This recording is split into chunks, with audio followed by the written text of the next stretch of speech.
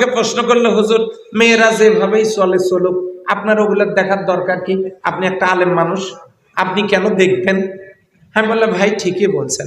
গাড়িতে বসে থাকি, গ্লাস দিয়ে ডান পাশে দেখি মহিলা, বাম পাশে দেখি মহিলা, সামনের দিকে যদি তাকাই দেখি মহিলা। তো চিন্তা করলাম, যেদিকে তাকাই মহিলা, তা আমি এখন উপরের দিকে তাকাবো, আল্লাহ বিল্লাহ করবো আর যাব। গ্লাস দিয়ে যখন উপরের দিকে তাকালাম, নওগাঁ শহরে ঢোকার পরে দেখি ওই উপরে 3 তলায় গ্রিল ধরে দাঁড়ায় আছে, ওখানেও মহিলা। আচ্ছা আপনারাই বলেন, আমি এখন তাকাবোটা কোন দিকে? আমি কাউকে খেপানোর জন্য বলছি না, বক্তব্য এক, উদ্দেশ্য যেমন এক। বেপরদায় কোন মহিলা রাস্তায় চলার উদ্দেশ্য ভালো না, কথা বলে ঠিক কিনা? আমাকে প্রশ্ন করলো, হুজুর মেয়েরা যেভাবেই চলে চলুক, আপনার ওগুলো দেখার দরকার কি?